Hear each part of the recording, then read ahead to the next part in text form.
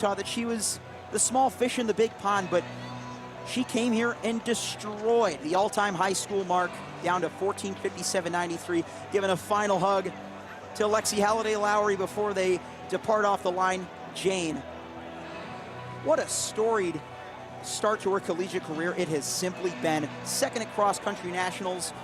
Just a couple weeks later, coming to BU opener, going 14:44.79 to become the 10th fastest American all-time in the 5K at just age 19.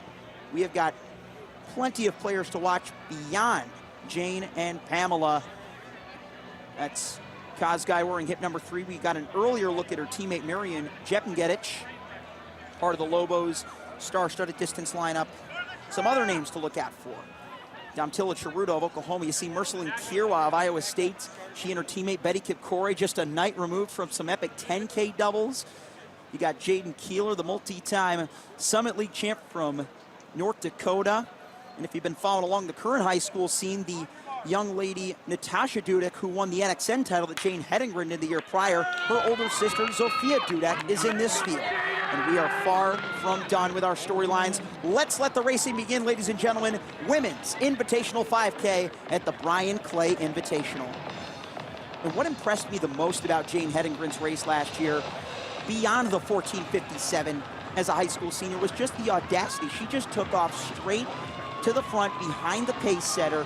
It's Shelby Houlihan doing the honors early on. We saw her run the 800 earlier today. And of course, give the 10K a shot over at Jay Sarah a couple weeks ago. They're coming through that opening half lap and already some big time separation. Very rare to see in any 5K, especially one this deep.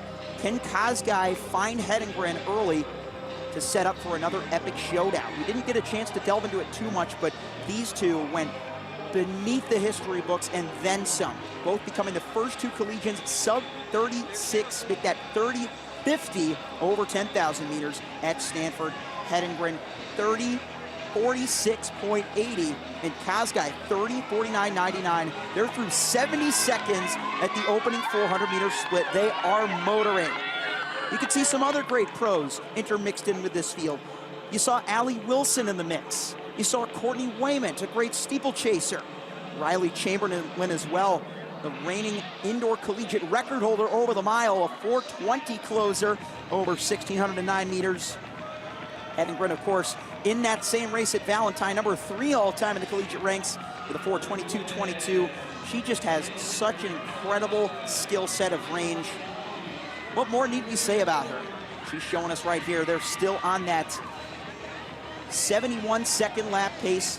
Letting it slip just a little bit, but not considerably enough to throw the clock out the window. We are going to be considering it all throughout this race.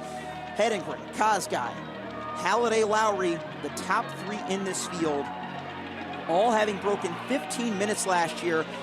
Prior at Bryan Clay, it had never been done. Hilda Olamomoi's previous meet record before Kazgai and Halliday-Lowry ran their 14:52s. That was at 15:06. As Shelby Houlihan, who already has a bunch of history behind her name over 5,000 meters, a multi-time national champion, U.S. number 2 all-time, one of those 9 names ahead of Hedengren at 14:23.92, who's doing the honors to set this thing up for what could potentially be the latest chapter in a young and budding career for the 19-year-old from Provo who got to stay home for college and compete with Coach Diljit Taylor's Cougs coming up to the first kilometer. They are sub 3 minutes, ladies and gentlemen, 2:57, right on that light pace of 14:45. So we've talked all about the times. We mentioned the 14:44 that we saw from Jane at BU, but let's not forget what she did at the NCAA Indoor Championships. She took off in the final kilometer to set a championship 5K record of 15 flat on a 2:46. Final 5 laps in Fayetteville, Arkansas to become NCAA champion for the very first of potentially many times. It was the first of at least 2 as far as the 3K went. She came right back, set another championship record of 8:36. I mean, to think that in a championship setting, Jane has the gas, the fire, the determination to run times that would have been previous collegiate records in championship races. Just goes to add to the propensity of the marks that she has shown us. Kosgei, then Halliday Lowry. We've got Tomtila Cheruto, then Marian Jepngetich, followed by Riley Chamberlain, rounding out your top 7 as they come through into the final 9 laps of running. Houlihan sticking on the front. We're expected to see Shelby, the current American record holder, over the 1,500, returning her signature distance tomorrow. But Hedengren going for an all one-and-done effort just 2 weeks after Stanford. And she had said with regards to competing with Kosgei in that race that it almost felt like a glorified practice. They got to really do a lot of trading of the front-running duties, but not a whole lot of early pacing help. Now, they're going to get to do it with some more pacing help and relativity to the distance. They're coming through the first 1,600-mile split right around 440 and change. 442, 443, either way, they are still on the gas in this women's invite 5K at Bryan Clay. Even further back in the field, you got some more steeple studs. Kaylee Mitchell, who was 3rd at USA, is behind Halliday Lowry and Angelina Napoleon last year. She's in there for the Nike Swoosh Track Club. You got Gabby Jennings of Adidas, who's really been grinding her 1,500 speed. We saw that at the 10 as we get ready for our final 2 miles of racing. 5:19 as Houlihan. Is she going to step aside now? It looks like she's moving to the outside of lane 1, but showing no signs of quitting on her pacemaking duties just yet. She's still on the front end of those blue lights with the Prodigy right in her rear view. Hedengren with about 3 to 5 meters on Kosgei in that BU opener race where Hedengren ran 14:44.79. Kosgei pushed her through the first 3K, but it was right around that point of the race where Jane broke away. So we'll look to see how things develop as we come up to our 2-kilometer splits. 5 laps gone by right around 5:54, so another 2:57, keeping it nice and even. Chamberlain also broke 15 at BU. Cannot forget about Riley in this conversation, having taken 4th in cross-country nationals just behind Jane Hedengren. Chamberlain has put the BYU team on her back. I've said it before, I'll say it again. 2 winning anchors at indoor nationals over the DMR. But Hedengren focusing all on her individual event here in mid-April at Bryan Clay under perfect distance running conditions. Shelby Houlihan having broken the wind for her. Looks to be getting ready to step aside. She's running wider in lane 1 than Hedengren is, almost casting an illusion that she's going to step off. But so far, Houlihan is sticking on the front. 70 seconds. They were running some 71s in the earlier portions, and Hedengren is just feeling so cool and comfortable with it. If she equals her PR, she can go after the current world lead of 14:44.03. So that's up for grabs. Now it looks like, man, Shelby did it to us again. She gave us that false sense that she was going to step aside, just leaving that inside open in case Hedengren wants to pass. I reckon that's what Shelby's up to as the rest of the field tries to bridge that gap. You see Halliday Lowry feeling confident in her spikes in 3rd.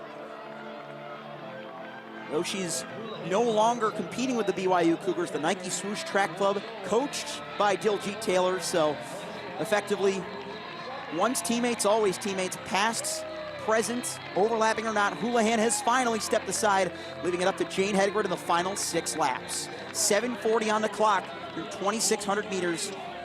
Officially a 7:41.02. They were well beneath that 15-minute pace that they would have needed to be at 2,500, which is a 7:30. They are just ratcheting it up. Hedengren up even with the top end of the lights. We were signifying the potential rematch with Kosgei, but this time Halliday Lowry is in between. Hedengren, who led the first 3 to 4K of this race last year, is no stranger to doing the workout for the front. And to me, that's what speaks the loudest about the distance runner we've known her to be. She is fearless, even in races that she's been caught coming home, like cross-country nationals, like the Milrose games when Doris Lemgole beat her there too, and even in the Big 12 indoor mile when she had to settle for 2nd behind Oklahoma State's Bila Chepkarui. Even with those experiences that have almost humanized her career, Jane has not shied away from the runner that she is. That graceful, tall, powerful stride, so efficient, coming through our third K split, 8:51, 3 back-to-back-to-back, 2:57s, with only 2K left to make it count. Closing off of hot paces was really the main focus for Jane Hedengren, working with Coach Diljit Taylor in the indoor season. She had already been so good at it, but just to think of the direction that distance running has taken, she knew that she only needed to get better at it if she wanted to come away as the NCAA champion. And she is building a gap over some of the top distance runners in the country, collegiate, post-collegiate. Lexi Halliday-Lowry, a 14:52 runner in her own right. There's Coach Diljit Taylor urging Hedengren on just beyond 2 miles of racing. She was sub 9:30 with 4.5s left in the tank. And she is only turning the gears. You just see each and every step looks to be an effortless acceleration. Again, I do not have a magnifying glass on me, but from the naked eye, that appears to be what Jane Hedengren is attempting to do as she eyes down these 14:45 pacing lights. The target has been acquired as she hits the final mile at 10:02. Halliday-Lowry around 4 seconds behind. Hedengren just clicking off those 70s. And to think that a year ago we were just considering the unfathomability of the 72-second splits that she was clicking off. But she has just continued to grow and develop further and further, taking on new challenge after new challenge. She says she just loves trying new things. That's why she stepped it up to the 10K, the longest distance she's ever raced. I mean, you've had to think that that would have been inevitable coming into a collegiate career with so much success from distances mile up to 5. But to run as a college freshman in your 10K debut, breaking Parker Valby's record that was set right here at Bryan Clay 2 years ago, cannot be understated. We already mentioned number 7 in American history over 10,000 meters. Hedengren number 10 all-time in the American history books over 5K. Looking to climb those books. The field, the crowd, everybody's on her side coming into the final 3 laps here at Cougar Stadium. 11:13, the laps are starting to get a little more tedious. See if Hedengren can keep those lights within pace either way. Comparatively speaking, you have to think that an outdoor 5,000 meter collegiate record would be much more difficult to achieve than indoors at a climate control facility like BU, where you get to run with the track almost taking away some of that effort, like we talk about on the permanent banks over at 100 Ashford Street, the track and tennis center, where Jane set that indoor mark. She's definitely feeling the fatigue, but she's not showing it. That's what she has become one of the best at as she's in the final kilometer. She was just beneath 11:50, so that 4th K was definitely the most difficult yet. But 14:52.18 is still out there to be caught for the outdoor collegiate record. To think that just 3 years ago, we had never seen a collegian sub 15 over 5,000 meters. Parker Valby made the first draw at BU Opener 2023, and others have joined her, but Jane Hedengren has just taken this event into a different stratosphere. 2 laps to go at 12:25. The latest couple of laps, 71, 72s.